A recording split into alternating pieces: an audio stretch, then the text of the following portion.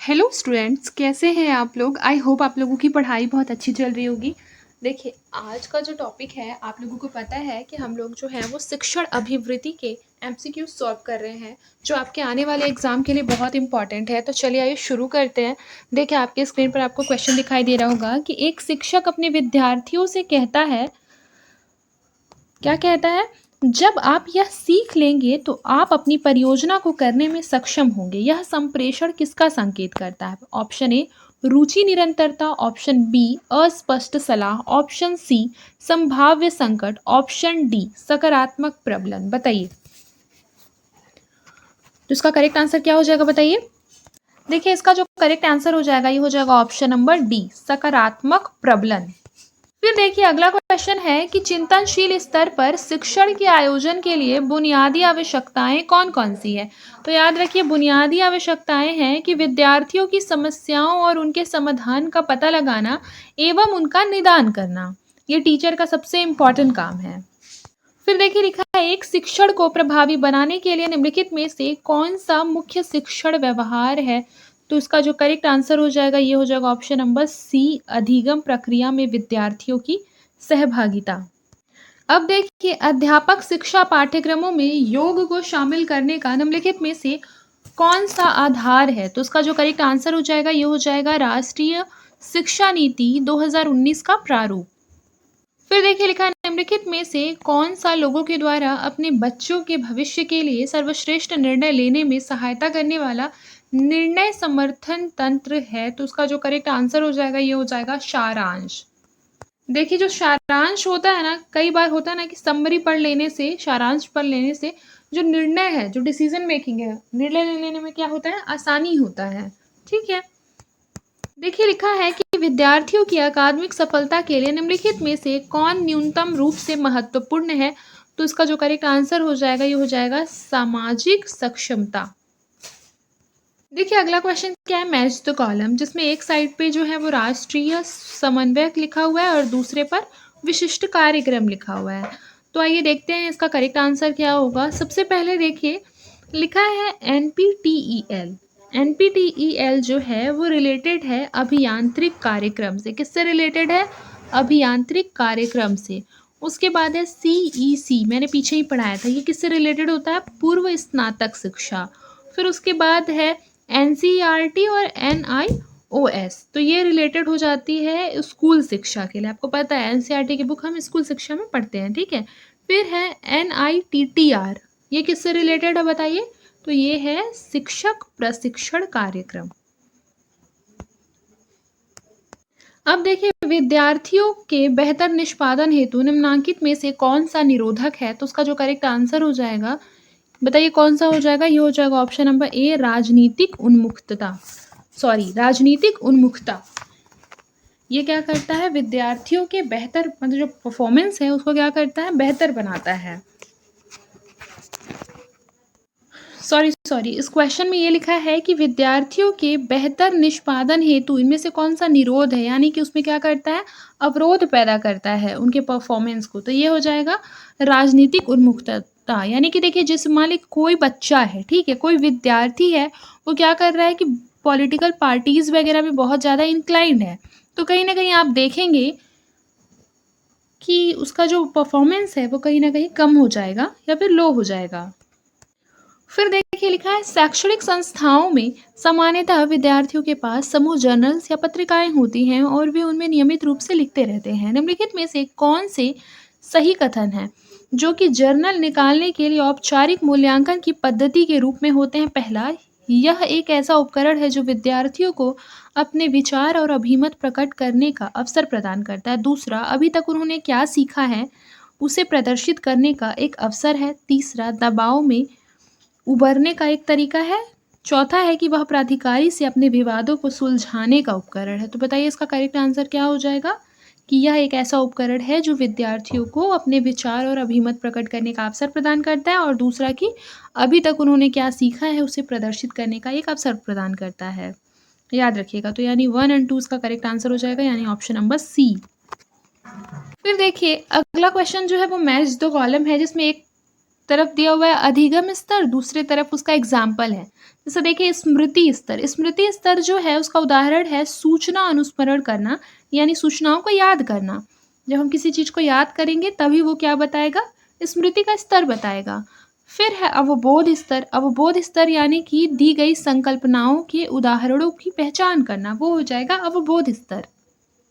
फिर देखिए विश्लेषण स्तर में हो जाएगा कि सूचना का कई भागों में पृथक्करण करना। तो सृजन स्तर का अर्थ हो जाएगा, बताइए सृजन स्तर का क्या अर्थ हो जाएगा, नए नए विचार को उत्पन्न करना।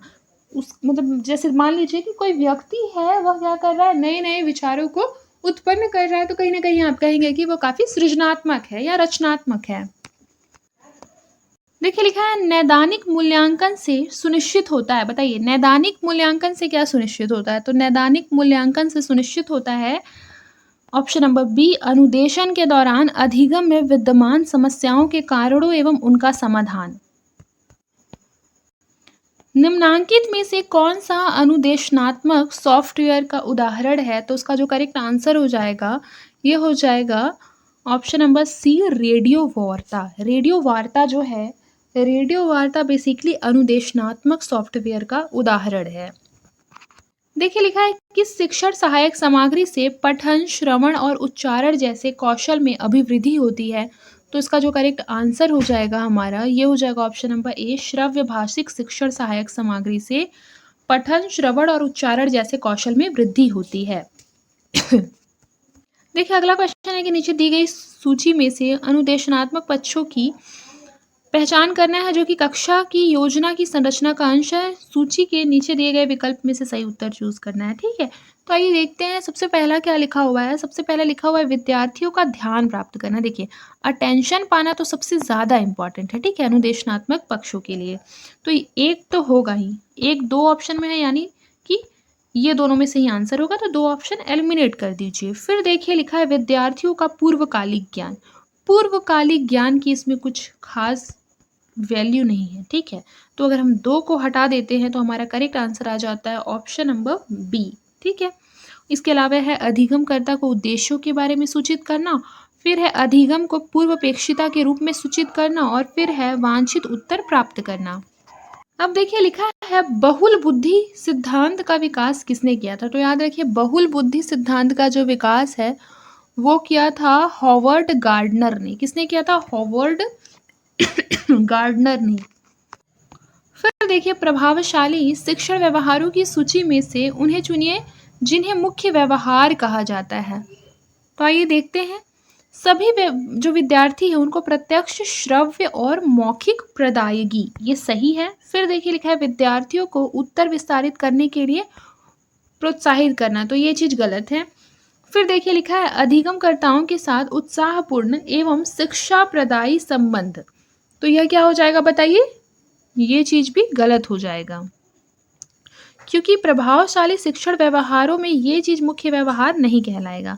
प्रस्तुतिकरण के विविध तरीके ये कहलाएगा। फिर है कक्षा को कम से कम अस्त व्यस्त करते हुए दुर्व्यवहार को रोकना, यह भी एक अच्छा व्यवहार कहलाएगा, ठीक है। लेकिन कोई विद्यार्थी है और किसी को उत्तर पुस्तिका वितरित कर दे रहा है, जो भी उसने आंसर शीट लिखा है, तो कहीं ना कहीं ये क्या हो जाएगा, रॉन्ग हो जाएगा, ठीक है।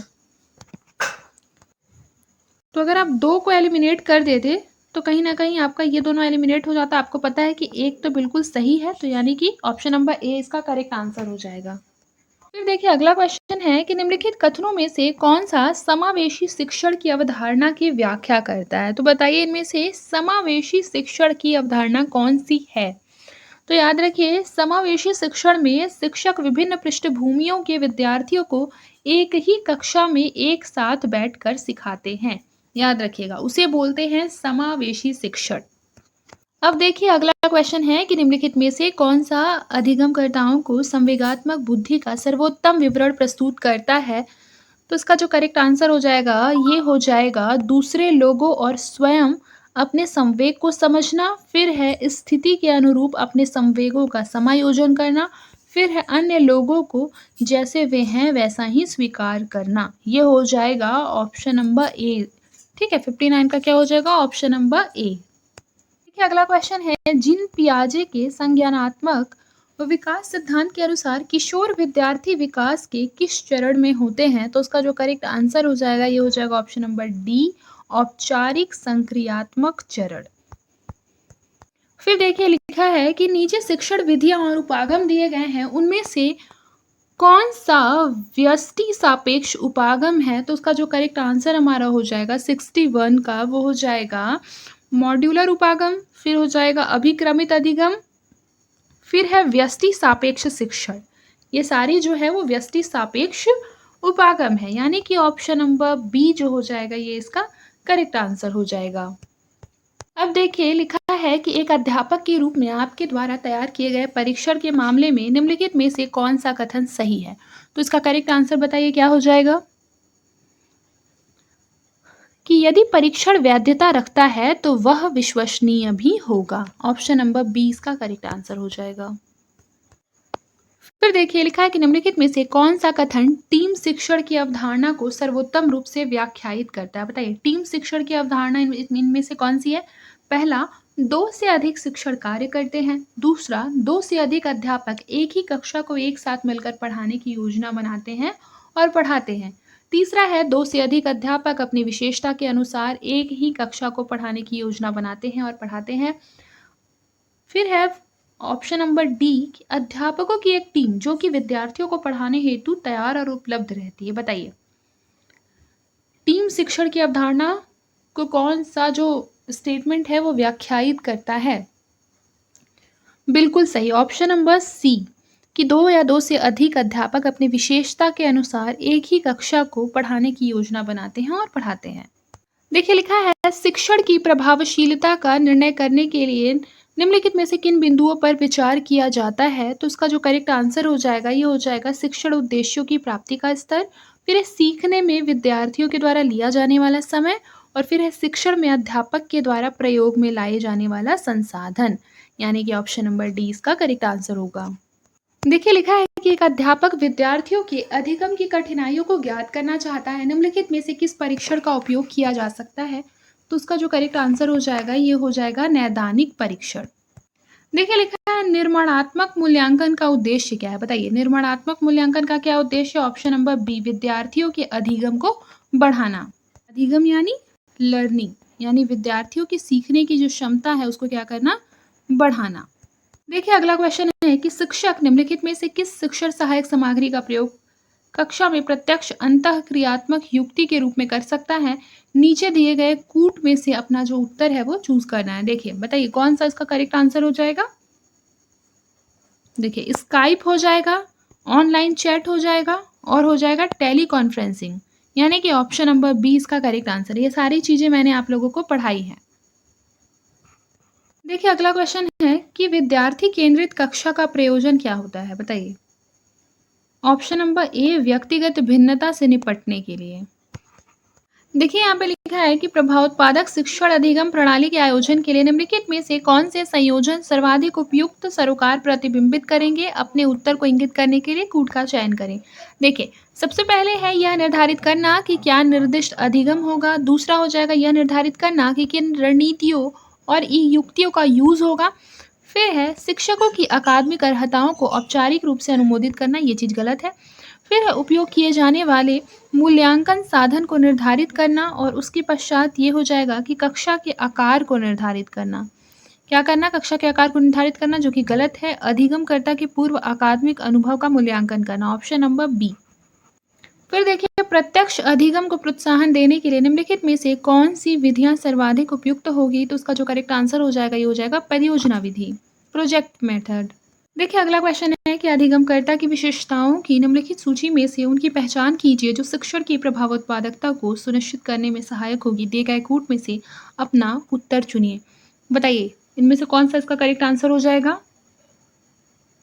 देखिए अधिगमकर्ता की प्रेरणा का स्तर, ठीक है।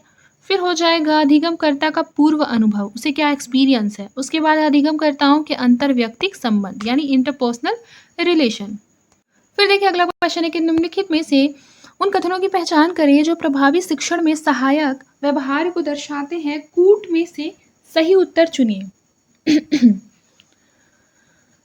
सबसे पहले है प्रस्तुति करते समय विद्यार्थियों के विचारों का प्रयोग करना, फिर है विद्यार्थियों के साथ संबंध को प्रदर्शित शिक्षक प्रभाव, उसके पश्चात है विचारों की स्पष्टता प्राप्त करने के उद्देश्य से जांच और परख, यानी कि 2, 5 और 6, ऑप्शन नंबर ए।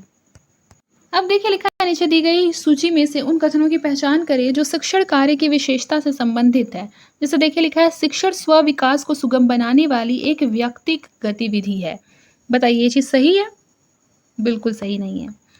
फिर उसके बाद लिखा है क्योंकि देखिए शिक्षण जो है वो स्व विकास को ही सुगम नहीं बनाता है, ठीक है, वह विद्यार्थी के विकास को क्या करता है, सुगम बनाता है। यह व्यक्तिक नहीं है, गैर व्यक्तिक है, ठीक है, ये तो मतलब टोटली रॉन्ग है, तो एक तो बिल्कुल गलत है। फिर देखिए सभी शिक्षणों का ध्येय जो है अधिगम होता है।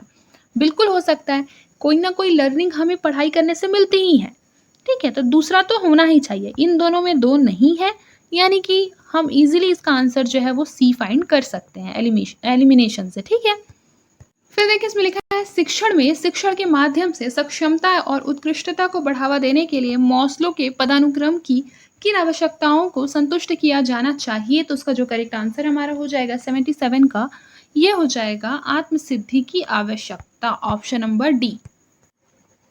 देखिए निम्नलिखित में से कौन प्रभावी शिक्षण में बाधक कारक है, चुनकर उसका आंसर देना है। तो बताइए कौन से हैं?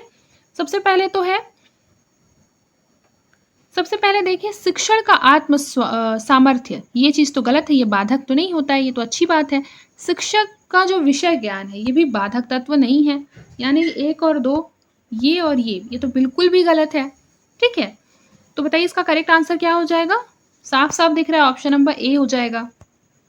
देखिए अगला क्वेश्चन लिखा है कि निम्नलिखित में से कौन एक शिक्षार्थी के गुण के रूप में भावनात्मक बुद्धि को उत्तम विधि से वर्णित करता है। तो सबसे पहला है कि अपनी स्वयं की और अन्य लोगों की भावनात्मक बुद्धि की पहचान करना, फिर हो जाएगा सोच और व्यवहार को निर्देशित करने के लिए भावनात्मक सूचना का प्रयोग करना, फिर उसके पश्चात हो जाएगा परिवेश के प्रति अनुकूलन हेतु भावनाओं का समायोजन करना, यानी ऑप्शन नंबर सी इसका करेक्ट आंसर हो जाएगा।